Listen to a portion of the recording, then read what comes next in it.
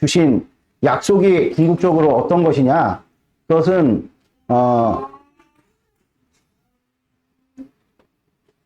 좀 잘해주세요.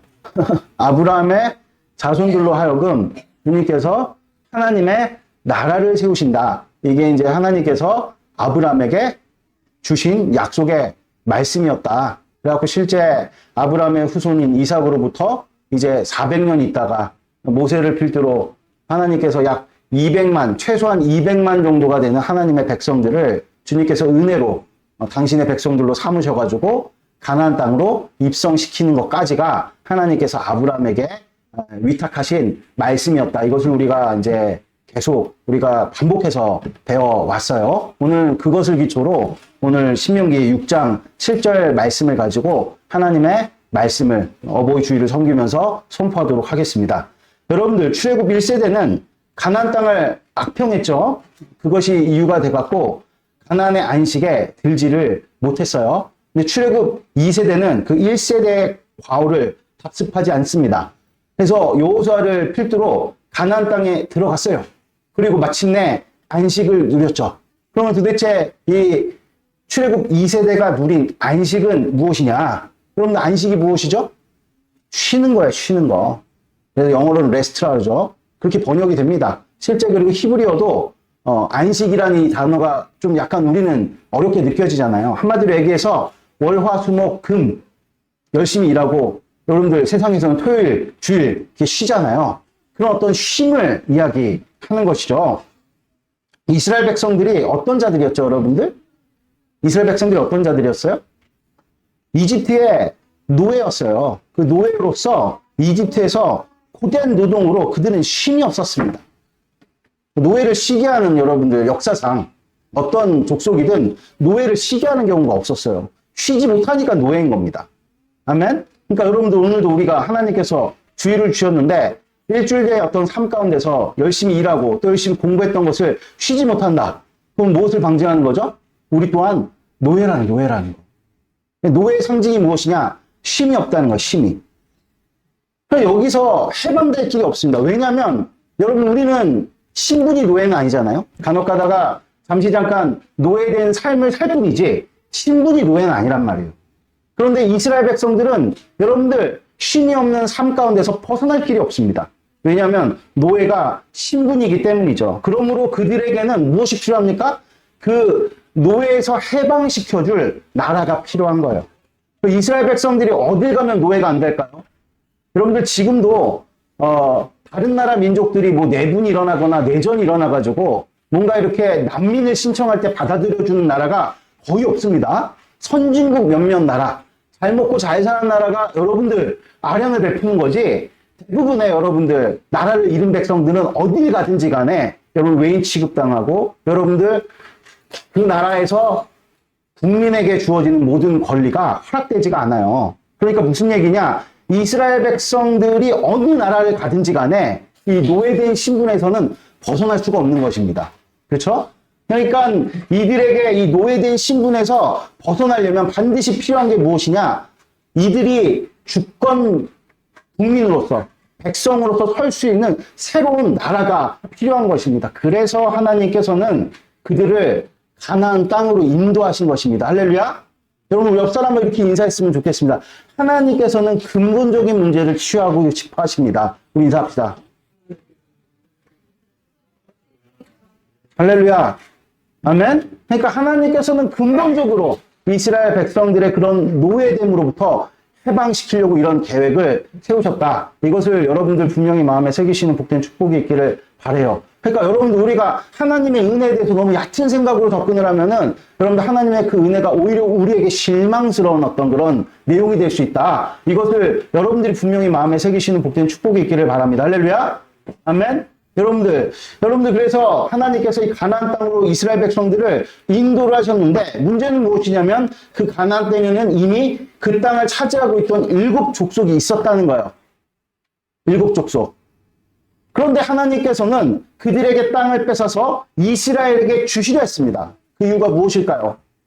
너무 여러분들 우리가 도의적으로 볼 때 다른 사람이 살고 있는 땅을 그냥 뺏어가지고 다른 사람에게 준다. 그럴 때 얼마나 억울할 수 있겠습니까? 그렇지 않아요?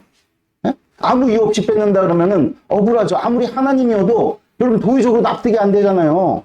하나님이신데 우리보다 당연히 도덕적 수준이 높아야 돼요, 낮아야 돼요?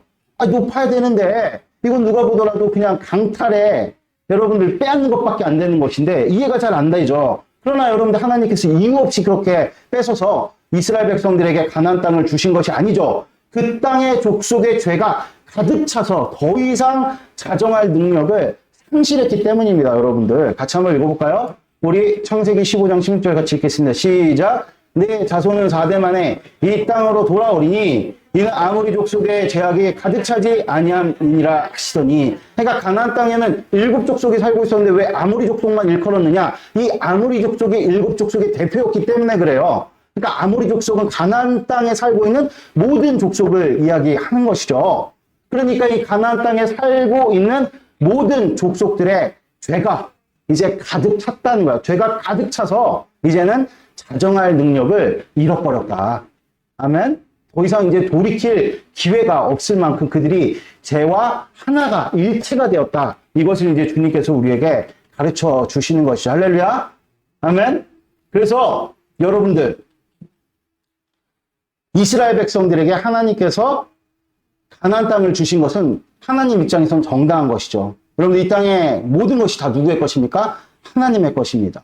그런데 하나님께서 우리에게 뭔가 주실 땐 이유가 있죠. 그렇죠? 이유 없이 그냥 주시지는 않아요. 그러니까 그 이유에 합당하게 빼앗으실 때도 그만한 이유가 있으니까 빼앗는 것입니다. 할렐루야. 이것을 여러분들이 분명히 마음에 새기시는 복된 축복이 있길 바랍니다. 그런데 여기서 중요한 것은 그 땅을 차지해야 할 이스라엘이 전쟁을 직접 치러야 된다는 거예요. 그냥 하나님께서 가나안 땅의 백성들을 그냥 어느 날 갑자기 무슨 뭐 기이한 일을 일으키셔갖고 다 내어 쫓으시는 것이 아니라 실제 이스라엘 백성들이 그들과 전쟁을 치러서 그 땅을 빼앗아야 된다는 것이죠. 그렇다면 여러분들 우리는 의문을 갖게 되죠.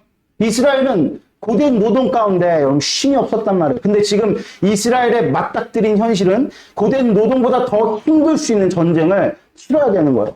그렇다면 여러분들 이스라엘에게 주어진 안식은 대체 어떤 의미가 있는 거예요? 안식은 쉼이라 그랬는데 더 쉬지 못한 상황이 돼버린 거죠. 그렇죠?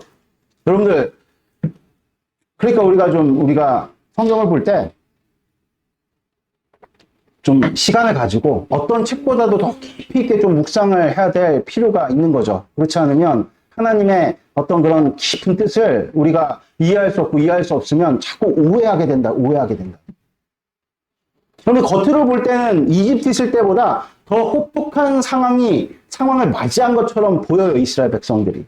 그러나 내막은 전혀 다르다는 거예요. 왜냐하면 이스라엘이 치러야 할 전쟁은 하나님께서 친히 치르시기 때문이에요. 누굴 통해서? 이스라엘 백성들을 통해서. 할렐루야. 아멘. 이것을 여러분들 분명히 마음에 새기시길 축복드립니다. 아멘. 왜냐하면요, 여러분들 자 보세요. 우리가 예를 좀 들어보면 우리가 여리고 전투 그 참 하나님께서 이스라엘 백성들을 통해서 직접 이 전쟁을 치르신다라는 어떤 그 증자가 무엇이면 여리고 전투가 가장 큰 예인데, 이 여리고성을 주님께서 무너뜨릴 때 이스라엘은요 말씀을 따라 그냥 여리고성을 돌기만 했을 뿐이에요. 그랬더니 성이 무너져 버렸습니다. 이외의 전쟁들도 다 마찬가지입니다. 하나님께서 하늘과 땅의 권세를 가지시고 이스라엘을 직접 진두지휘하셨다는 거예요. 그러면서 연전을 거듭했어요. 이스라엘에게 피해는 조금도 없었어요, 여러분들. 불순종할 때만 빼놓고. 순종할 때는 이스라엘에 한 사람도 죽지 않았어요. 그럼 전쟁사에 이런 여러분들 전쟁의 예는 없습니다. 전쟁을 치를 때는 항상 나의 피해도 감수하고 치르는 거거든요. 그런데 여호수아가 가나안을 정복할 때는 그렇지 않았다는 거예요. 아멘? 그래서 여러분들 아이성 전투에서 이스라엘 백성들이 아간의 범죄로 말미암아 첫 번째 패배를 맛보는데, 그때 그 수십만의 여러분들 장정만 60만이라고 했잖아요. 그 사람들 다 전쟁에 나갈 자들입니다. 그 60만의 대군 중에 몇십 명 죽었는데 그걸 가지고 이스라엘 백성 대성통곡을 했어요, 여러분들. 전쟁에는 일반이잖아요. 한번 패배할 수 있는 게. 그쵸? 그런데 그 한 번 졌다고 대성통곡을 했다니까요. 그런데 주님께서 그때 아간의 범죄를 드러내시고 다시 정결케 하셔서 이후로부터는 거의 아무런 피해 없이 여러분들 모든 땅을 정복했다. 이게 여러분들 하나님께서 우리를 통해서 이루시는 승리일 줄을 믿습니다. 할렐루야. 아멘. 이것을 여러분들이 분명히 마음에 새기시는 복된 축복이 있기를 바랍니다. 그래서 마침내 이스라엘은 가나안 땅을 정복했어요. 그 주민을 다 내어 쫓았단 말입니다. 그러자 드디어 그들에게 무엇이 주어졌느냐? 안식이 주어졌다. 이게 성경에 기록되어 있는데 한번 같이 읽어볼까요? 여호수아서 21장 44절 말씀입니다. 읽겠습니다. 시작. 여호와께서 그들의 주위에 안식을 주셨으되 그 조상들에게 맹세하신 대로 하셨으므로 그들의 모든 원수들 중에 그들과 맞서는 자가 하나도 없었으니 이는 여호와께서 그들의 모든 원수들을 그들의 손에 넘겨 주셨음이니라. 아멘. 완벽하게 가나안 땅이 평정이 된 것입니다. 할렐루야. 하나님께서 줄로 재어주신 구역을 넘어서지만 않으면 더 이상 이스라엘 백성들에게 위협이 될 만한 대상이 없게 주님께서 하셨다는 것이죠. 평안을 주셨어요. 안식을 주셨어요. 오늘 쉬는 날이죠? 근데 내일 당장 회사에 나가갖고 뭐 부장님에게 깨져야 되고 또 뭐 사장님에게 깨져야 되고 그런 것을 안고 여러분들 주말을 보낸다면 평안하시겠어요? 평안하시겠냐고요? 평안하지 않겠죠? 그런데 우리가 한번 생각해 봅시다. 월요일에 가면은 정말 상이 기다리고 있고 월요일에 가면은 뭐 사장님의 칭찬이 기다리고 얼마나 꿀맛 같은 휴식을 우리가 보낼 수가 마음 편하게 있겠습니까? 그와 같은 휴식을 이스라엘 백성들로 주셨다는 것입니다. 하나님께서는 여러분들 약속을 지키셨습니다. 이처럼 하나님께서 약속을 지키시기 위해서 이스라엘 백성에게 그럼 요구하신 것이냐? 아무것도 없는데 그 중에 단 한 가지. 그러니까 하나님께서 야 내가 이만큼의 안식 나라도 세워줬으니 이스라엘 무엇을 못 바치겠어요? 주고 싶죠? 여러분들 우리가 나라의 절반이라도 준다 이런 표현들 우리가 지극히 사랑하는 자들에게 여러분 쓰는 표현 아니겠어요? 나라를 근데 실제 이스라엘 백성들이 받았어요. 노예된 백성들이었는데 가나안 땅을 실제 하나님께서 역사하셔서 여리고도 무너뜨리시고 아이성도 무너뜨리시고 그 위에 모든 일곱 족속들을 다 물리치셔서 평강을 주시고 안식을 주셨어요. 실제 이들은 노예된 백성에서 당당한 이 세상에 아무도 손댈 수 없는 하나님 나라의 백성이 되었단 말입니다. 할렐루야. 안식이 임했어요. 주님께서 여러분들 다 요구할 수 있죠. 그렇지 않아요? 무엇을 요구한다 해도 다 여러분들 내어드릴 수 있는 마음이 이스라엘 백성들이었을 것입니다. 그러나 주님께서 아무것도 요구하지 아니하시고 단 한 가지만 요구하셨다. 그것이 무엇입니까? 믿음. 할렐루야. 아멘. 하나님 약속에 대한 믿음만을 요구하셨다는 것입니다. 아멘. 오늘날도 마찬가지입니다. 또한 하나님께서는 이 안식을 이스라엘 백성들의 자손 대대로 물려주시기를 원했습니다. 왜일까요? 그것은 바로 세상을 구원하시기 위한 하나님의 계획이 있었기 때문이죠. 이스라엘 가운데. 그러니까 이스라엘 가운데 이제 하나님의 이 땅 가운데 안식을 주시고자 하는 일이 이루어졌단 말이에요. 그것이 끝이 아니라 세상 끝까지 이 안식이 전해지기를 하나님이 택하신 족속, 택하신 나라, 택하신 사람들에게 이 안식이 전해지기를 바라는 마음으로 그러려면 뭐가 필요합니까? 당연히 시간이 필요하죠. 그럼 그 안식은 지금 1세대, 가나안에 들어간 1세대는 안식을 누렸는데 여러분들 그 다음 세대가 안식을 못 누리면 안식을 어떻게 증거할까요? 그러니까 하나님께서 안식을 누린 이스라엘 백성들 가운데 그 안식이 하나님께서 베푸시는 그 복이, 그 은혜가 그 다음 자손에게까지 이어지기를 원하셨다는 것이죠. 할렐루야. 그러니까 여러분들 하나님께서 우리에게 주시는 복은 우리의 전유물만은 아닙니다. 이것을 명확하게 하셔야 돼요. 여러분 자꾸 왜 이스라엘이 오류를 일으키느냐? 하나님께서 베푸시는 복, 선민사상이라고 그러죠. 그걸 독점하려고 그래요. 그게 문제라는 것이죠. 바리새인들, 사두개인들 왜 하나님께로부터 책망을 받았습니까? 자꾸 하나님의 복을 자기들이 독점하려고 하는 그런 경향성 때문에 주님께로부터 크게 책망을 받은 거죠. 할렐루야. 여러분 우리에게 하나님께서 복을 주셨습니까? 여러분 옆에 사람 옆에 이제 보세요. 우리 교회 이제 부부가 많으니까 아름다운 우리 자매를 주셨어요. 아름다운 우리 형제를 주셨어요. 내 겁니까? 그렇게 생각하는 순간에 여러분들 우리는 병들게 되는 겁니다. 무엇이든지 간에 우리 강윤이가 우리 부부 겁니까? 절대 그렇지 않죠. 오늘 강윤아 그래. 좋지. 머리 깎아놓으니까 어떠냐? 밤새 같지.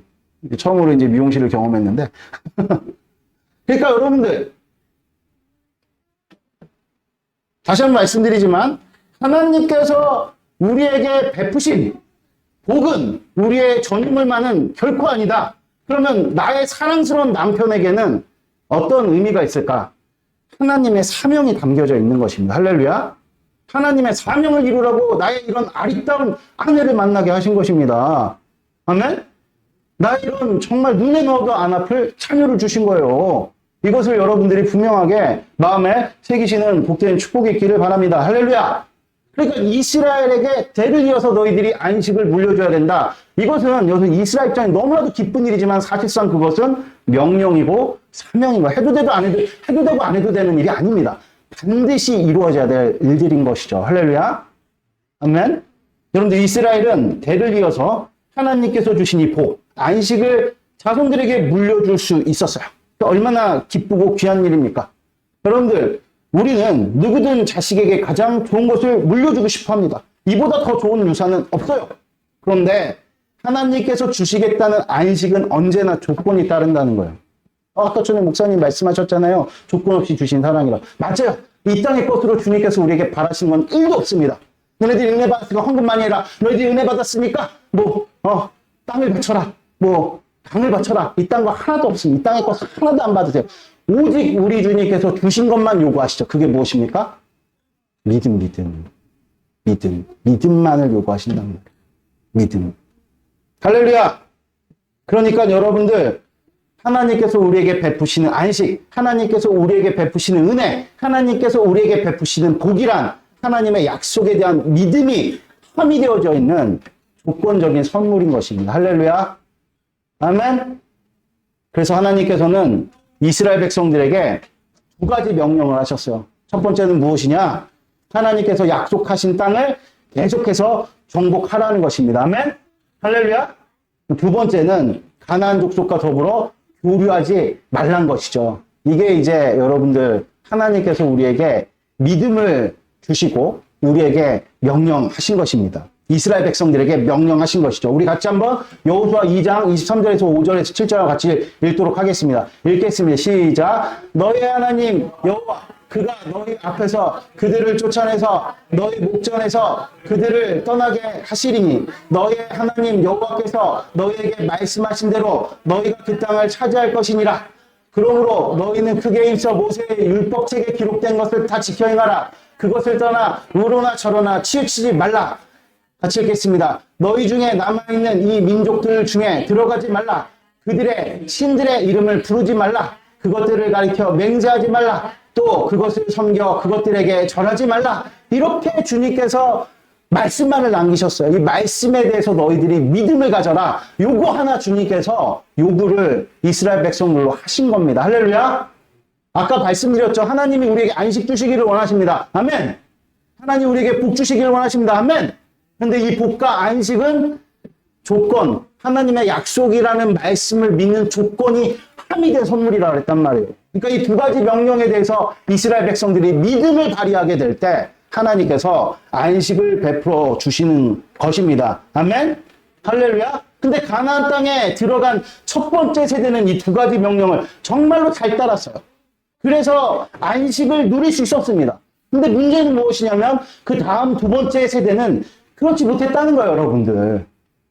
이유가 무엇이냐? 우리가 한번 말씀 다시 읽어보겠습니다. 사사기 2장 7절에서 10절 같이 읽겠습니다. 시작. 백성이 여호수아가 사는 날 동안과 여호수아 뒤에 생존한 장로들 곧 여호와께서 이스라엘을 위하여 행하신 모든 큰 일을 본 자들이 사는 날 동안에 여호와를 섬겼더라. 여호와의 종 눈의 아들 여호수아가 110세의 죽음에 같이 또 읽겠습니다. 무리가 그의 기업의 경내 에브라임 산지 가스산 북쪽 딥난 페레스의 장사였고 그 세대의 사람들도 다 그 조상들에게로 돌아가고 그 이후에 일어난 다른 세대는 여호와를 알지 못하며 여호와께서 이스라엘을 위하여 행하신 일도 알지 못하더라.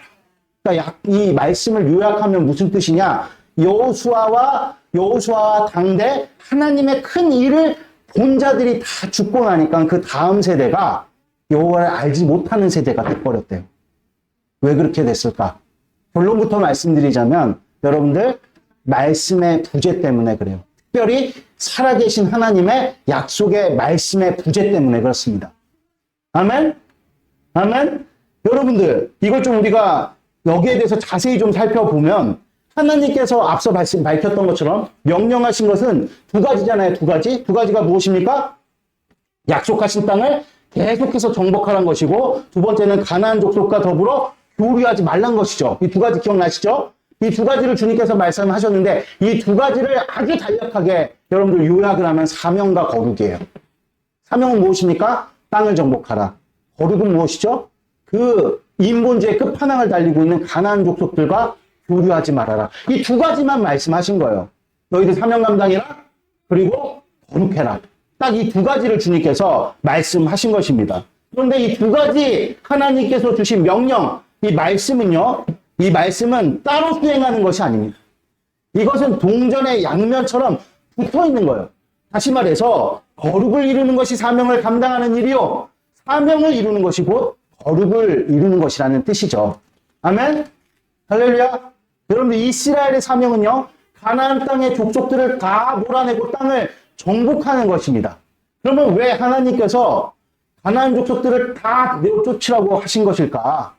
여러분들, 왜 다 내어 쫓으라고 하신 것일까? 좀 이렇게 같이 살면 또 교화도 시키고 전도도 좀 하라 그러면 되는데, 왜 다 내어 쫓아, 심지어는 진멸하기까지 말씀을 하신 것일까? 여러분들, 그것은 다름 아닌 이스라엘 백성들이 미혹당하기 때문이죠. 당신은 여러분들 신약시대가 아니고 구약시대죠. 아직 약속의 말씀이 완성되기 이전입니다. 접촉의 거룩법보다 접촉의 부정법이 더 활개를 치던, 악한 마귀가 길이길이 날뛰던 그런 시대였죠. 그래서 주님께서 거룩을 이루시려고 굳이 그들을 다 내어 쫓으라고 주님께서 말씀하신 것이죠, 여러분. 할렐루야. 그리고 가나안 땅의 족속들은요, 인본주의 끝판왕들이에요. 그러니까 하나님이 심판하신 것이 아까울 것이 없는 죄와 완전히 일치된 족속들입니다. 악이 되버렸어요. 악이. 악과 여러분들 무라일차가 된 거예요. 여러분들, 악과는, 악이라는 것은 타협의 대상이 될 수 없어요.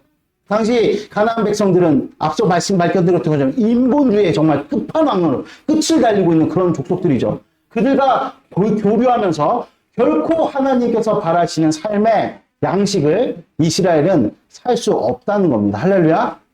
아멘. 다시 말해서 거룩한 삶을 살 수 없다는 것이죠. 그러므로 사명을 감당하는 것은 곧 이스라엘의 거룩을 위한 것입니다. 구별하기 위해서요. 야, 너희들 본받지 말라고 주님께서 사명을 감당하라는 것이죠. 지금도 마찬가지예요, 여러분들. 신앙생활은요, 두 가지로 요약이 돼요. 사명과 거룩을 이루는 것입니다. 우리 옆 사람하고 인사하겠습니다. 졸리니까. 신앙은 사명과 거룩을 이루는 것입니다. 우리 인사합시다.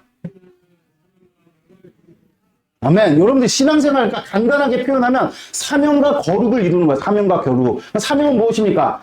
하나님 나라를 세우는 거예요. 하나님 나라를 세우는 거. 여러분들, 그래서 우리가 교회가 되어야 되는 겁니다.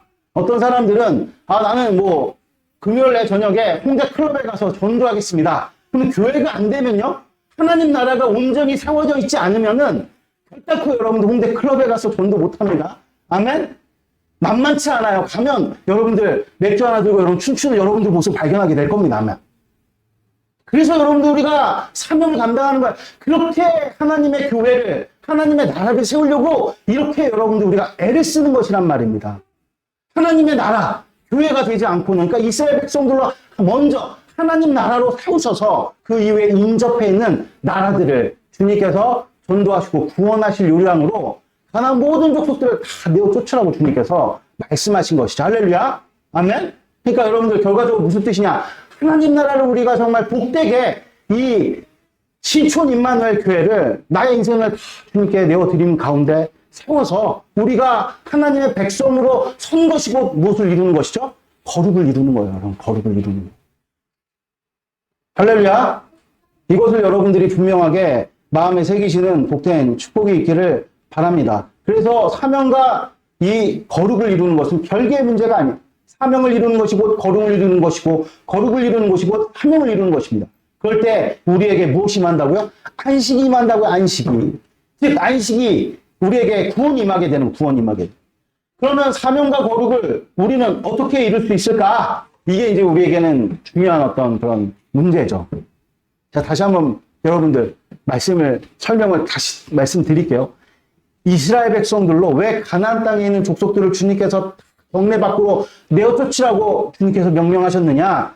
이스라엘 백성들이 그냥 나라가 되지 않은 상황 속에서 하나님의 율법의 말씀에 대해서 의의 말씀에 대해서 제대로 경험하지 않은 그런 상황 속에서 여러분들 가나안의 족속들과 섞여 살다가는 다 동화가 되는 겁니다. 그래서 다 내어 쫓으라 그런 것이죠. 할렐루야. 그래서 우리가 여러분들 교회에 나와가지고 하나님 나라 교회가 되기 위해서 여러분들 우리가 분투하지 않고 그러한 교회 생활을 신앙생활을 그냥 들락날락 하듯이 썬데이 크리스찬으로 여러분들 그냥 왔다 갔다 하시 의식화된 신앙생활을 하게 될 때 여러분들 세상과 구별되지 못해요. 아멘? 그래갖고 하나님께서 우리에게 신촌 임마누엘 교회라는 기회를 주신 겁니다. 할렐루야. 이 안에서 우리가 여러분들 정말 교회를 세우기 위해서 우리의 인생을 주님 앞에 내어드리고 희생하고 헌신해서 정말 예수 그리스도의 몸이 되어졌을 때 여러분들 내 안에 예수님께서 살아계신다는 것이 우리의 연합 가운데 확증되어졌을 때 여러분들 세상과 자연스럽게 구별되어지 담배, 술 이런 거 피면 지옥 가면 있다는 얘기 안 해요. 여러분들 죄 짓지 말아라 이런 얘기 할 필요도 없습니다. 에? 우리는 예수 그리스도의 몸이 되어 거룩한 자가 되었기 때문에 그냥 그런 일들은 저절로 여러분들 우리 가운데서 멀어지게 되는 거죠. 할렐루야. 아멘. 그럴 때 우리 가운데 무엇이 임합니까? 안식이 임합니다. 안식이 임해야 전도가 이루어져요. 뭘 여러분들 우리가 나가지고 사람들에게 줄 수 있어요? 돈을 줄 수 있어요? 권력을 줄 수 있어요? 인기를 줄 수 있어요? 명성을 줄 수 있어요? 대부분 여러분들 교회 안에 모이는 사람들 뭐 그런 사람들이 있을 수는 있다고 치지만 여러분들 교회 안에서 정말로 하나님께서 이 세상으로 하여금 교회가 손을 벌려서 손을 벌리는 게 아니라 팔을 벌려서 나눌 것이 무엇이냐? 하나님께서 우리에게 베푸신 이스라엘 백성들로 허락하신 그 안식을 우리로 누리며 그것을 전하게 하시기를 바라신다. 이것을 여러분들이 분명하게 마음에 새기시는 복된 축복이 있기를 바랍니다. 할렐루야. 아멘.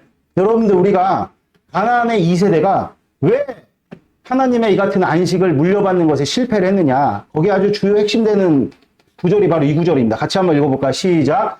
백성이 여호수아가 사는 날 동안과 여호수아 뒤에 생존한 장로들 곧 여호와께서 이스라엘을 위하여 행하신 모든 큰 일을 본 자들이 사는 날 동안에 여호와를 섬겼더라.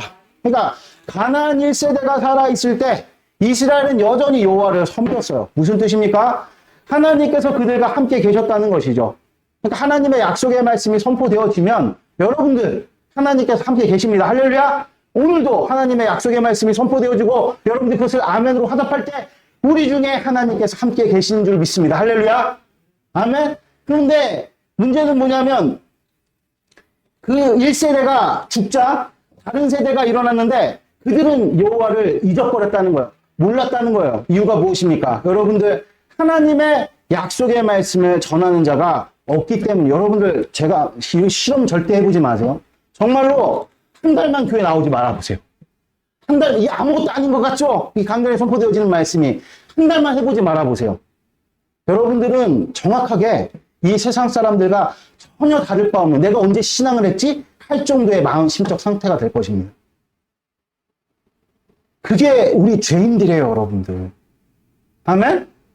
그러니까 왜 이 가나안 2세대가 여호와를 새까맣게 까맣게 잊어버렸느냐?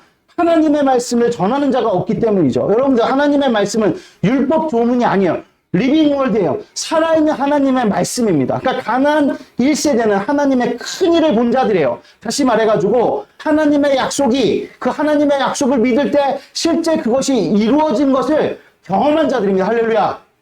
아멘? 그러니까 본 자는 증거하기 마련이에요.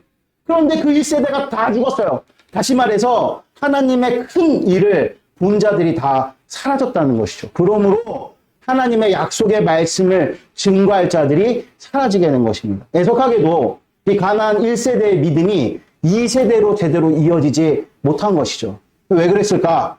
여호수아가 살아있을 때 가나안의 많은 땅을 차지하며 그 주민들을 다 내어 쫓았어요. 그러나 여전히 정복해야 될 땅이 있었어요. 이스라엘 백성들에게 사명으로. 그런데 여호수아가 죽고 나서 이스라엘은 조금씩 그 땅의 백성과 타협하기 시작을 한 거예요. 우리 다시 한번 읽어볼까요? 사사기 2장 1절에 3절 같이 읽겠습니다. 시작. 여호와의 사자가 길갈에서부터 복임으로 올라와 말하되 내가 너희를 애굽에서 올라오게 하여 내가 너희의 조상들에게 맹세한 땅으로 들어가게 하였으며 또 내가 이르기를 내가 너희와 함께한 언약을 영원히 어기지 아니하리니. 같이 읽겠습니다. 너희는 이 땅의 주민과 언약을 맺지 말며 그들의 제단을 헐라하였거늘 너희가 내 목소리를 듣지 아니하였으니 어찌하여 그리하였느냐. 그러므로 내가 또 말하기를 내가 그들을 너희 앞에서 쫓아내지 아니하리니 그들이 너희 옆구리에 가시가 될 것이며 그들의 신들이 너희의 올무가 되리라 하였노라. 아멘. 여러분들 이 말씀을 듣고 이스라엘 백성들이 엄청나게 통곡을 했죠. 결국 가나안 1세대는 2세대에게 믿음을 가르치지 못했다는 거예요, 여러분들.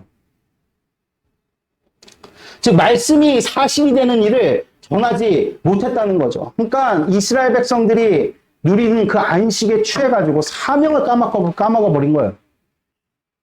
그 안식에 취해가지고 하나님 나에게 사명 감당하고 나에게 인생 주시고 거룩하라고 나에게 신앙을 주셨는데 다 까먹고 그냥 세상과 동화되어 산 겁니다. 점점점 타협하기 시작한 거예요. 여러분 가나안 땅을 정복할 때 하나님께서 다 하시지만 그 믿음을 살아내려면 여러분들 그 두려움도 이겨내야 되고 그쵸? 미혹도 이겨내야 되고 쉬운 싸움이 아닙니다. 오늘도 여러분들 우리가 하나님께서 우리에게 맡기신 사명이 있는데 우리는 그냥 널브러져서 편하게 지내고 싶은 마음 없으세요? 이런 마음들을 여러분들 우리가 분투하면서 싸우지 아니하면 어떤 일들이 벌어집니까? 이 세상과 점점점 우리의 인생이 타협하는 그런 일들이 일어나게 된다는 거. 점점점 세상과 동화되어지. 그러면서 마땅히 사명을 감당해야 되는데 이스라엘 백성들이 가나안 땅의 족속들을 다 내어 쫓아야 되는데 내어 쫓지 못하고 이것이 심화가 되니까 가나안을 정복하는 일도 적당히 손에서 타협해버립니다. 내 인생에 사명이 있었나? 야 그냥 죽으면 천국 가는 거 아니야? 아니 교회 그냥 적당하게 다니는 거지 뭐 이렇게 열심히 다녀. 회사 다니기도 바빠 죽겠는데. 이런 식으로 우리의 신앙이 자꾸 타협을 이루게 된다는 거예요. 타협을 이루게 된다는. 여러분들 잘 생각해 보세요. 우리가 왜 지금 교회가 있고 오늘도 이렇게 주일마다 나와가지고 예배할 수 있는지 아십니까? 우리 믿음의 선조들이 심었기 때문에 그래요. 우리 믿음의 선조들은요. 인생을 다 바쳐서 교회를 세웠습니다. 할렐루야. 그들의 연약한 점이 분명히 있었지만 그들이 헌신하고 그들이 희생해가지고 목숨까지도 바쳐서 순교자의 피로 만든 순교자의 피의 터 위에 세워진 게 한국교회, 한국교회. 근데 우리는 이 믿음의 2세대들은 이 우리 선조들이 희생하고 순교한 믿음의 터 위에서 교회를 읽을 생각들을 안 해요. 그냥 적당하게 신앙생활하고 편안하게 타협하면서 사명 무슨 사명이냐. 교회가 나를 위로해야지. 내가 가서 교회에 무슨 희생하고 헌신하느냐. 그냥 나와주는 것만으로도 고맙게 생각해야지. 헌금 주니까 목사가 잘 먹고 잘 사는 거 아니냐. 이런 식의 여러분들 태도로 자꾸 교회를 견지하잖아요. 제가 그냥 단언컨대 여러분들에게 장담해 말씀드릴 수 있는데 서현 성현 교회 안 다닙니다. 나중에. 수영자매 어머니께서 개척교회 섬기시다가 암으로 돌아가셨거든요. 수영자매 마음 가운데 여전히 하나님께서 그렇게 개척교회 섬기셨는데 왜 암으로 데려가실지 저는 순결하고 봐요, 여러분들. 그래서 수영자매가 지금도 이렇게 신앙생활하면서 수영자매 마음 가운데 내가 해야지가 아니라 자동적으로 이건 해야 되는 거지 하는 신앙생활들이 있어요. 그거 다 누가 세운 건지 아십니까? 우리 믿음의 부모님들이, 우리 믿음의 선조들이 세워놓은 여러분들 믿음의 터입니다. 이건 우리의 혈육과 관련된 문제가 아니라 우리 믿음의 선조, 믿음의 혈육들과 관련된 문제인 거죠. 교회는 사도적 교회예요. 예수님 때부터 지금까지 쭉 여러분들 왜 올드 테스트먼트, 뉴 테스트먼트 유언이라 그런지 아세요? 하나님의 말씀은 어디나 오르니라 살아계시지만 우리 받은 자들이 죽으니까 그걸 물려주니까 유언이라 그러는 거예요, 여러분들. 아멘? 그래서 다시 한번 말씀드리는데 어쩌면 대한민국이 이렇게 출산을 안 하는 거기에 있는 것 같아요. 신앙이 그냥 다 사그라들었어요. 우리가 얼마나 참 복된 기회를 받은 사람들인 줄 아십니까? 우리 소은이, 서은이, 서경이, 그리고 유겸이까지, 우리 강윤이까지. 얘네들은요, 신앙 떠나지 않을 가능성이 아주 많은 애들이. 왜냐면 우리는 교회가 되겠다고 이렇게 개척의 길을 나섰기 때문에. 여러분, 교회가 어떻게 되는 거죠? 교회를 세워야 여러분들 교회가 되는 거예요. 그래갖고 저는 여러분들 대형교회에서 이 개척교회로 끌고 난 거 하나도 후회하지 않아요. 이게 심지어 실패로 끝난다 할지라도 절대 후회하지 않습니다. 여러분, 기회를 제공한 게 왜 실패입니까? 기회를 붙들고 안 붙들고는 여러분들의 몫이겠지만 저는 후회하지 않아요. 우리 교회에 들락날락 하시는 들어왔다가 나가신 분들도 저는 절대 여러분 실패라고 생각하지 않습니다. 다시 한번 말씀드릴게요. 하나님 나라를 세우는 사명을 감당하지 않으면 거룩을 이룰 수 없고, 거룩을 이룰 수 없으면 하나님이 함께 계실 수 없어요. 하나님 함께 계실 수 없으면 하나님의 약속의 말씀을 우리 믿을 수 없고, 하나님의 약속의 말씀을 믿을 수 없으면 그 말씀은 일어나지 않아요. 그냥 그 하나님의 약속의 말씀은 그냥 과거에 있었던 역사적 사건을 기록한 역사물에 지나지 않죠. 혹은 그리스도인으로 살아가라고 하는 율법적인 의식에 지나지 않아요. 무거운 거죠. 그걸 우리 아이들에게 물려주겠다고요? 얘네들이 신앙할 것 같습니까? 절대로 하지 않아요, 여러분. 절대로. 여러분들, 출애굽 2세대가 왜 망했느냐? 1세대가 점점점, 야, 그때 홍해바다를 건넜어. 야, 요단강을 건넜어. 그것을 본 자들은 본 것은 증거할 수밖에 없어요. 그래서 지금 우리도 여러분들, 하나님께서 우리에게 역사하신 그 은혜를 증거하고 있는 거야. 근데 우리가, 야, 나 옛날에 삼일교회에서 옛날에 우리 개척했을 때 하나님이 역사하셔. 얘네들이 어떻게 알아요? 신앙을 어느 정도 하다가 파악해버리는 거예요. 1세대가 그러했듯이. 그러면요, 여러분들, 믿음을 배울 수가 없어요. 그냥 여러분들, 우리 애들이 이제 커잖아요? 고등학교, 중학교 이렇게 올라가면 공부 열심히 해야 되는데, 공부 열심히 해야 되는 그 일에 하나님의 신앙의 어떤 말씀에 반드시 여러분들이 양자택일 할 때가 오는데, 우리가 이 세상과 타협하잖아요? 그러면 얘네들 반드시 학원 보냅니다. 주변 애들 안 보내요. 아십니까? 가치 없다고 생각해요. 주말 캠프? 웃기지 말아요. 그러면 제가 단언컨대 애들 망칩니다. 뭐 서울대, 무슨 대학. 제가 우리 조카만 보더라도, 우리 조카에 얘기해서 미안한데, 얘를 지금 다시 마음을 돌이켜가지고, 얘가 지금 이제 대학에 들어왔거든요? 얘를 다시 돌이켜가지고, 얘 지난주에도 뭐 학교 공부한다고 교회도 안 가고 그냥 학교 가가지고 계속 내내 살았다는데, 얘 돌이켜가지고 다시 돌아오게 하면 너무 힘듭니다, 여러분들. 아십니까, 여러분들?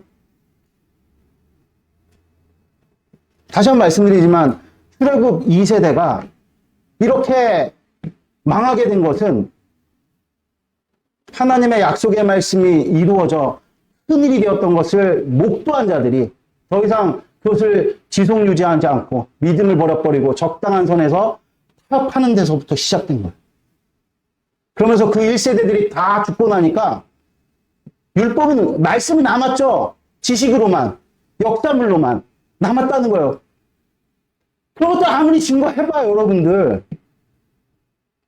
세상 역사보다도 재미없는 거. 뭐 애들이 읽으려 그러겠어요? 그리고 율법적 의식, 그거 왜 해야 되는 거야?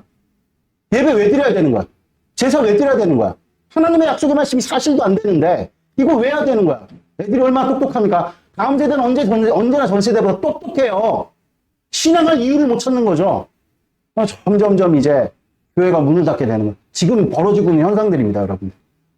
지금 벌어지고 있는 현실들이요. 우리 같이 읽겠습니다. 로마서 10장 14절 같이 읽겠습니다. 시작. 그런즉 그들이 믿지 아니하는 일을 어찌 부르리요? 듣지도 못한 일을 어찌 믿으리요? 전파하는 자가 없이 어찌 들으리요? 여러분들 왜 말씀을 증거하지 못하는 것일까? 믿음을 이렇게 버렸기 때문이에요. 이것이 핵심입니다. 여러분들 왜 나가가지고 왜 꿀벌은 벙어리처럼 사람들을 만나도 왜 아무 말도 할 수 없는 줄 아십니까? 믿음을 잃어버렸기 때문에 그래요, 여러분들. 회사에 가서 왜 믿음을 감추는 줄 아십니까? 믿음을 잃어버렸기 때문에 그렇습니다, 여러분들. 어디 가서 나 그리스도이냐? 왜 당당하게 말하지 못하는지 아십니까? 똑같으니까. 난 믿어도 세상 사람들하고 똑같으니까. 하나도 다를 바가 없으니까 얘기 안 하는 거예요. 오히려 감추는 거예요.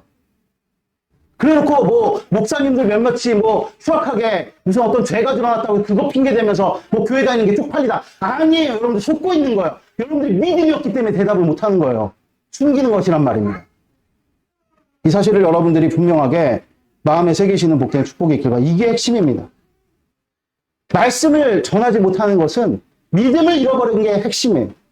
하나님의 크신 행적이 역사의 기록으로 혹은 구조물만 남았을 뿐 가나안 2세대는 그것을 본 적도 경험한 적도 없어요. 믿음은 들음에서 나는 것입니다. 무엇을 들음에서 나는 것일까요? 바로 살아계신 지금 역사하신 하나님의 약속을 믿었더니 이루어졌다. 그 말씀을 우리가 들을 때 여러분들 믿음이 들어서게 되는 거예요. 즉 약속을 믿음이 그것이 사실이 되었다는 것을 우리가 전하는 것입니다. 할렐루야. 그래서 증인이에요. 증인. 만일 이것이 증거되지 않으면 하나님이 이 세상에 알 길이 전혀 없어요. 하나님. 같이 한번 읽어볼까요? 시작. 사도행전 4장 12절 읽겠습니다. 시작. 다른 이로서는 구원을 받을 수가 없나니 천하 사람 중에 구원을 받을 만한 다른 이름을 우리에게 주신 일이 없음이라 하거라. 아멘. 예수 그리스도를 믿는다는 것은 곧 하나님의 말씀이 사실이 되었다. 야, 구약의 모든 말씀이 사실이 돼갖고 이 땅 가운데 예수 그리스도께서 오셨어. 야, 그가 죽으시고 살아나셨대. 이걸 믿는 거예요. 하나님의 약속의 말씀이 진짜 사실이네. 죽음마저도 이기시네. 야, 우리 죽으면 천국 가겠네. 이게 여러분들 사실화가 되어갖고 우리가 믿어지는 게 예수님을 믿는 겁니다. 아멘. 살아있는 하나님의 말씀이 그치게 되면 그 자리에는 당연히 여러분들 악이 창궐해요. 본래 하나님의 말씀이 없던 것보다 더 큰 악이 창궐합니다. 그래서 사사기를 한번 보시면요. 세상의 어떤 타락한 족속보다도 더 타락해 있는 모습이 보여요. 어떤 족속이 여러분들 자기 민족을 그렇게 수만 명에서 600명까지 흑살을 합니까? 여러분들 히틀러도 자기 독일 사람들은 안 건드렸어요. 아십니까? 근데 이스라엘 백성들은 자기 동족들이 마음에 안 든다고 그 수만 명의, 수십만 명의 사람 중에 600명만 놓고 베냐민 지파를 그냥 다 없애버린 게 사사기에 기록되어져 있어요. 엄청난 어둠이 밀려온 것입니다. 왜 그럴까? 마태복음에 그게 기록되어 있습니다. 12장 우리 43절에서 45절 읽겠습니다. 시작. 더러운 귀신이 사람에게 나갔을 때 물 없는 곳으로 다니며 쉬기를 구하되 쉴 곳을 얻지 못하고 이에 이르되 내가 나온 내 집으로 돌아가리라 하고 와 보니 그 집이 비고 청소되고 수리되었거늘 이에 가서 저보다 더 악한 귀신 7을 데리고 들어가서 거하니 그 사람의 나중 형편이 전보다 더욱 심하게 되느니라. 이 악한 세대가 또한 이렇게 되리라. 같이 또 읽게요. 시작. 이는 성도를 온전하게 하여 죄송합니다. 다 읽은 거예요. 다시 어디까지. 그러니까 이게 무슨 얘기냐면 마귀가 바보가 아니라는 거예요. 지금 보세요. 이스라엘 백성들이 원래 여러분들 이스라엘 백성들이 빼앗은 가나안 땅에 원래 거주했던 자들이 가나안의 7족속 하나님을 완전히 떠나버려서 여러분들 악과 합이 무라일체가 된 자들이었단 말입니다. 그렇죠? 그런데 지금 이스라엘 백성들에게 빼앗겼어요. 그런데 이 이스라엘 백성들이 정신을 못 차려서 기회를 틈타서 다시금 어떻게 한 거죠? 그 땅을 이들이 수복을 한 거예요. 그러니까 이제 어떤 일들이 벌어집니까? 다시 한번 말씀드리지만 우리가 신앙으로 살다가요. 중도에 타협하잖아요. 우리네 인생이 세상 사람들보다 훨씬 더 세속화된다는 사실 아십니까 여러분들? 왜 그런 줄 아세요? 여러분들 그래서 우리가 끔찍한 게 뭐냐 영적 침체가 밀려오면 내가 예수님을 믿기 전보다도 더 험악한 죄에 빠져있는 나를 발견하게 됩니다. 그 이유가 뭔지 아세요? 마귀가 바보가 아니라는 거예요. 이전에 내가 이렇게 해서 빼앗겼으니까 내가 이제 다시는 빼앗기지 아니라 하리라 하고 7 귀신을 대동해서 원래는 예전에는 마귀가 야, 여기는 내 차지야. 여기는 그냥 나만 누리는 나만의 공간이야. 이렇게 주장했던 것이었는데 빼앗기고 나니까 야 이제 노나 먹더라도 빼앗겨서는 안 되겠다. 그래서 7 귀신을 대동하고 들어와서 거기를 차지하는 거예요, 여러분들. 그러니까 사사기를 보면은 세상 사람들보다 더 악독한 내용들이 거기에 가득 차 있는 것을 우리가 보게 되는 것이죠. 할렐루야. 그런데 무엇이든 한번 잃어버리면 좀처럼 다시 찾기가 쉽지가 않습니다.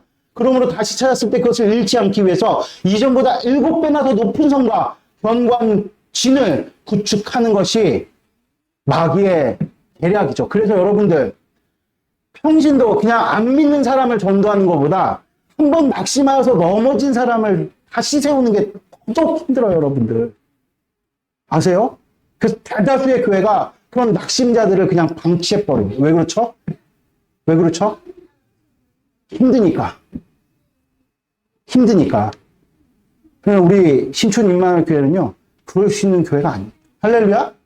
우리는 여러분들 그냥 교회 다니는 교회가 아니라 교회가 되어야 하는 교회이기 때문에 여러분들 낙심했다 할지라도 우리가 하나님께서 우리에게 허락하신 이 사명과 거룩을 이루라는 그 명령의 말씀에 우리가 또 다 같이 이거 하려면 여러분 우리 그래서 이제 일본 선교 디저트 일본 선교 여행 가는 거 아닙니다. 아시겠죠? 그냥 그 믿음으로 해야 되는 거예요. 믿음으로. 우리 아내랑 우리 강윤이도 가야 된다. 이게 왜 강윤이랑 아내가 가야 된다고 제가 결정을 했냐면 도움이 안 돼요. 이번에 가는 게 이 두 사람이 계속 이 사람들 다 배려하면서 하려면 효율은 엄청 떨어집니다. 그럼에도 불구하고 내가 강윤이랑 우리 아내를 데려가려는 것은 기름 부음의 원리 때문에 그래요. 목사 사무잖아요. 선두에 서야죠. 그렇지 않겠습니까? 모든 사역에.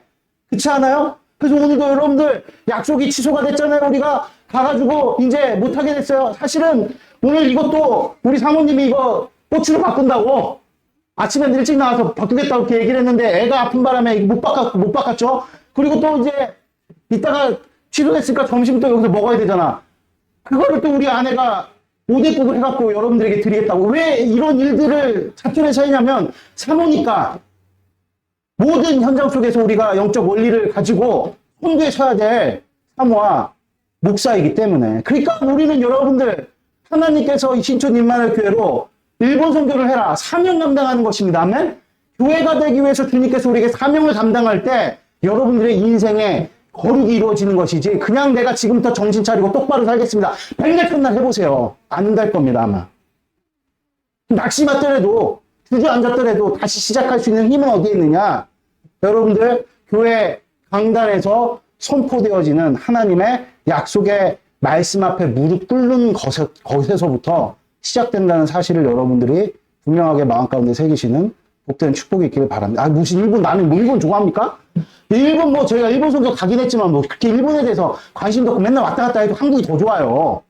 그럼에도 불구하고 왜 일본 선교를 감당하느냐? 이 교회 가운데 하나님께서 주신 명령이기 때문에. 이것은 뭐 이 교회뿐만 아니라 어디에도 마찬가지죠. 지역교회는 하나님께서 그 교회의 고유히 맡기신 사명들이 있어요. 그럼 그 사명에 대해서 내가 할 수 있는 만큼 마음을 다해서 섬기고 아버지 앞에 순종할 때 여러분들 우리는 세상과 구분을 이루고 거룩을 이루고 그런 삶 가운데서 하나님께서 우리에게 베푸시는 복과 안식을 허락해 주시는 것이죠. 할렐루야. 아멘. 이것을 여러분들이 분명하게 마음에 새기시는 복된 축복이 있기를 바랍니다.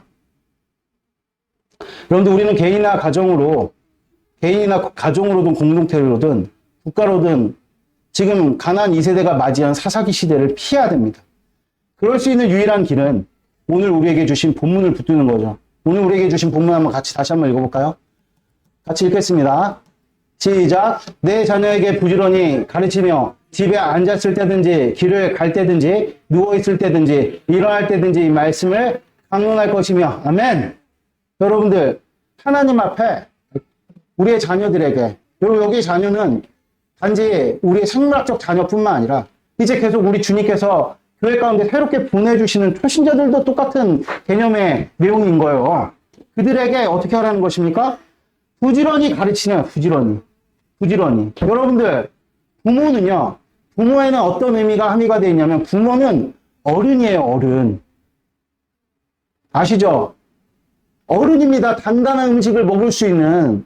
우리 강윤이가 맨날 같이 밥 먹을 때, 김치도 먹으려고 그러고, 우리 엄마 아빠가 먹는 탕도 먹으려고 그러면 맨날 아뜨, 뜨겁다, 맵다, 심지어는 뭐 손 못 대게 하려고 더럽다, 이렇게까지 경계를 시키지만 이 아이가 점점점 자라남에 따라 그걸 먹어야 될까요? 안 먹어야 될까요? 먹어야죠. 그 부모라는 것은 여러분들 어른이라는 거예요. 어른이라는 거. 우리가 뭔가를 나눠줄 수 있다는 건 어른의 위치에 있다는 건데 여러분들 그러므로 가정이든 교회든 국가든 어른이 필요해요. 어른이. 그럼 누가 어른일까? 같이 우리 말씀 읽도록 하겠습니다. 읽겠습니다. 잠깐만요. 에베소서 4장 13절에서 12절 13절 같이 읽겠습니다. 시작. 이는 성도를 온전하게 하여 봉사의 일을 하게 하며 그리스도의 몸을 세우려 하심이라. 우리가 다 하나님의 아들을 믿는 것과 아는 일에 하나가 되어 온전한 사람을 이루어 그리스도의 장성한 분량이 충만한 데까지 이른 일이. 여러분들 죄송합니다. 14절까지 읽어야 되는데 14절을 제가 모두 잘라먹었어요. 14절 에베소서 4장 14절 이게 중요한 말씀이거든요. 한번 읽어봅시다.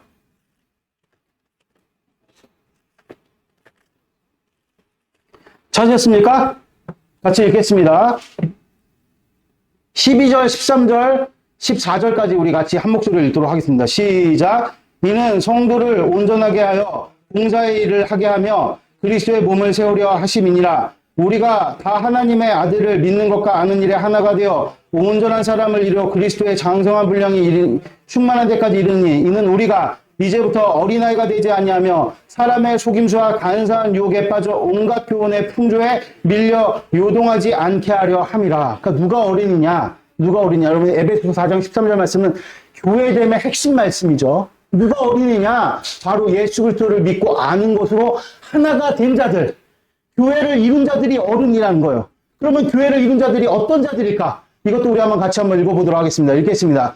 히브리서 5장 12절 14절 같이 읽겠습니다. 시작. 때가 오래되었으므로 너희가 마땅히 선생이 되었을 터인데 너희가 다시 하나님의 말씀의 초구에 대하여 누구에게서 가르침을 받아야 할 처지니 단단한 음식은 못 먹고 젖이나 먹어야 할 자가 되었도다. 같이 읽겠습니다. 이는 젖을 먹는 자마다 어린아이니 의의 말씀을 경험하지 못한 자여 단단한 음식은 장성한 자의 것이니 그들은 지각을 사용함으로 연단을 받아 선악을 분별하는 자들이니라. 아멘. 할렐루야. 여러분들 우리가 성경에서 가르치는 세계관이 있고 이 세상에서 가르치는 세계관이 이걸 우리 보통 프레임이라고 그러죠. 정치용어로 많이 쓰지 않습니까? 제가 이렇게 정치에 대해 관심 있는 사람 딱 보니까 여러분들 민주당과 이 국민의힘당을 지지하는 사람 절대로 생각에 일치를 못 이루더라고요. 왜 그런지 아세요? 프레임으로 이미 선악 판단이 끝나버렸어요. 그러니까 뭔 말을 해도 싸우는 거예요. 뭔 말을 해도. 그러면 그것과 유사해요. 무엇이? 성경적 세계관이. 그러니까 여러분들 우리가 교회됨 40일 하는 이유도 교회 안에서 끊임없이 이 강단에서 선포되어지는 말씀에 집중해야 되는 이유가 무엇이냐면 선악의 판단을 자꾸 세상 가치로 끌고 들어와가지고 판별하는 그런 습관들을 다 버려버리고 성경적 관점으로 여러분들 선악을 판단하는 자들로 여러분들 우리가 서야 되기 때문에 훈련이 필요한 거예요. 연단이 필요한 것이란 말입니다. 할렐루야. 그런 자들. 그래서 여러분들 어릴 적에는 보통 정치에 관심이 없어요. 근데 커버리면은 이미 그 프레임이 그냥 확 세워져 버리면은 절대로 유동하지 않아요. 그걸 봤어요. 어떤 사람들은 진리보다도 더 그것을 중시해서 교회 안에서 뭐 민주당이냐 국민의힘이냐 그거 알았다고 저 사람하고 안 논다 그러고 이제 마음 막혔다 그러고 이제 얘기 안 한다 그러고 이런 사람도 있어요. 그 사람들은 영적으로 아주 어린 자들이죠. 다시 돌아와. 여러분들 오늘 단단한 음식을 먹는 사람들이 누구냐? 하나님의 약속의 말씀으로 세상을 보는 관점이 세워진 자들. 그래서 우리가 여러분들 아이들한테 수사도 가르치는 거예요. 성경의 관점으로 세상을 좀 보라고. 할렐루야. 그래서 수사를 하는 것 중에 목사님 수사가 뭡니까? 내용은 여러분 여기서 다 설명해 드릴 수 없는데 아이들에게 가장 가치 있는 게 순종입니다. 순종. 목사님이 좀 그냥 한번 해보라고 한 거를 목사님을 믿고 순종하는 거. 야, 너희들 이번 주에 다 했냐? 서경아? 이따가 보자. 어쨌든 다시 돌아와서 그러니까 어른이란 무엇이냐? 어린이란 무엇이냐? 성경적 관점이 이제 확고해서 이 세상의 가치와 세상의 판단하는 가치와 헷갈리지 않는 거. 목사님 와갖고 진화론이 맞습니까? 당연히 창조론이 맞는 거죠, 여러분들. 그걸 헷갈려하고 막 와가지고 막 어려워하고 그러면 그거 아직 어린아이 젖먹이. 와가지고 뭐 하나님께서 선하신 분이 맞냐? 이거 아직도 여러분들 뭐.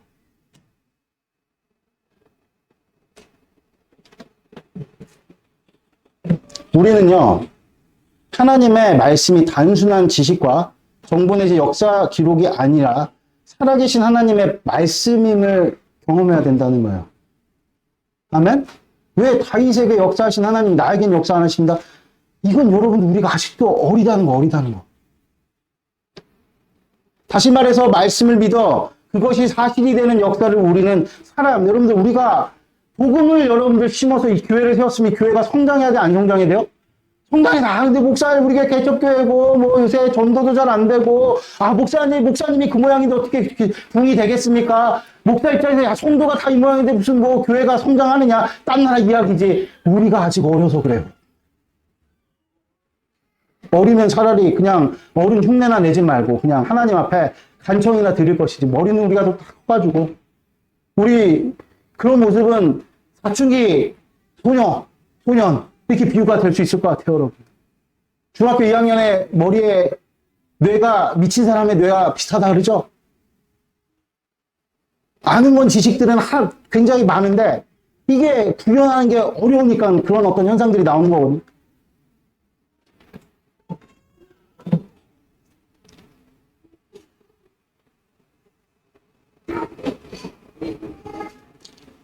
다시 정리를 하자면 말씀이 믿어져 그것이 사실이 되는 역사를 우리는 살아야 합니다.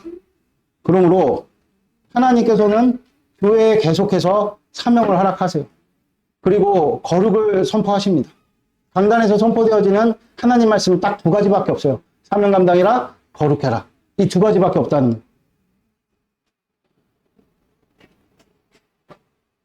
우리가 우리에게 주어진 약속의 말씀이 진짜 사실임을 인정한다면 우리는 신촌 임마누엘 교회 가운데 세우신 이 강단을 여러분들 주목해야 돼요. 강단을. 또한 그 강단에서 선포되어지는 우리 교회와 가정과 개인에게 주시는 사명과 거룩에 대한 말씀에 정말로 귀를 기울여야 돼요. 아멘? 할렐루야? 여러분들 말씀에 이제 결론을 맺겠습니다. 말씀과 기도로 거룩하시오. 옆 사람하고 인사합시다. 말씀과 기도로 거룩하십시오. 할렐루야. 여러분들 그것이 바로 사명을 감당하는 첩경이에요. 또한 허락하신 사명에 대해서 적극적으로 뛰어드시는 여러분들이 되시길 축복드립니다. 아멘. 여러분들 어떤 하나님 나라의 말씀이 선포되면 거기에 관심이 없거나 저항하거나 그러지 마시고 할 수만 있으면 내가 할 수 있는 만큼 여러분 적극적으로 여러분들이 동참하시는 여러분들 되시길 축복드립니다. 아멘. 야, 그 일은 그냥 내일이 아니지. 오늘도 여러분들 미래교회가 확장하는 일이 우리 교회랑 정말 아무 관련이 없는 일입니까? 관련 있는 일이죠, 여러분들. 그게 어떻게 관련이 없는 일입니까? 너무나도 관련되는 일이죠. 우리 같이 믿는 사람들로서 하나님께서 그 교회 가운데 기름 부으시는 은혜를 부어주셔서 부흥을 주셨대요, 여러분들. 얼마나 관련 있는 일입니까? 같이 동참하셔서 그 은혜를 누릴 때 동일한 역사가 우리의 삶 가운데 임하게 되는 줄을 믿습니다. 할렐루야. 아멘. 의의 말씀을 경험하시기를 바랍니다. 말씀을 의지해 여리고를 무너뜨린 것이 단지 수천 년 전에 일어난 역사의 기록이 아니라 또한 예수님께서 십자가에서 죽으시고 부활하신 일이 과거의 기억일 뿐 아니라 지금도 여전히 믿는 자들에게 언제든지 동일하게 역사하는 일이라는 사실을 우리는 반드시 경험을 해야 됩니다. 이것을 경험할 수 있는 유일한 길은 하나님의 선포되어지는 입술에서 선포되어지는 내 안에 계신 예수님이 내 입술을 통해서 선포하는 그 말씀이 여러분들 진정 실로 우리 가운데 이루어지는 것을 보는 거예요. 그래서 욥은 이런 고백을 했습니다. 신앙이 듣는 것으로만 끝나는 것인 줄 알았는데 보는 것이었군요. 그것이 이루어졌으니 여러분들 욥이 의인이요. 그 의인을 통해서 하나님께서는 지속적으로 하나님의 일들을 감당해 나가시면서 여러분들 욥뿐만 아니라 욥의 자손들까지도 하나님의 그 안식에 정말 젖어서 그것을 온전히 선포하는 놀랍고도 복된 역사가 여러분들의 삶 가운데 충만하시기를 주 예수 그리스도의 축복드립니다. 아멘. 제가 김용희 선교사님은 별로 그렇게 이제 여러 가지로 또 제가 볼 때도 부족한 것도 좀 많이 있어 보이시고 여러 가지 또 교계에서 엄중한 어떤 그런 판단도 받으신 분이셔서 좀 경계하면서 이렇게 보는 그런 어떤 내용들이 있긴 한데 이분이 하여튼간 복음에 붙들려서 엄청나게 복음을 증거하시면서 하나님 안에서 크게 쓰임받았으면 부인할 수가 없어요. 그 증자가 뭔가 봤더니 그 아들이에요, 아들. 요새 김선교라는 그 김용현 선교사님이 정말 말씀을 선포하는 거 여러분 유튜브에서 한번 들어보세요. 어떻게 아들이 이렇게 정말 훌륭하게 길러냈을까? 딴 거 없어요, 여러분들. 우리 자녀들 어떻게 훌륭하게 길러내느냐? 내가 믿음을 살면요. 자연스럽게 우리 아이들도 믿게 되어져 있습니다. 할렐루야. 아멘. 이것을 여러분들이 분명하게 마음 가운데 새기시고 오늘도 이 교회를 통해서 주님께서 주시는 사명과 거룩의 선포 앞에 여러분들이 믿음으로 무릎 꿇어 하나님의 놀랍고도 복된 크신 일들을 목도하여서 여러분들 신앙을 계승하는 전달하는 그런 메신저 증인들이 되시기를 참 부모가 되시기를 주 예수 그리스도의 이름으로 축복드립니다. 기도드리겠습니다. 하나님 아버지 감사합니다. 오늘 선포된 말씀 우리 가운데 반드시 이루어 주시옵소서.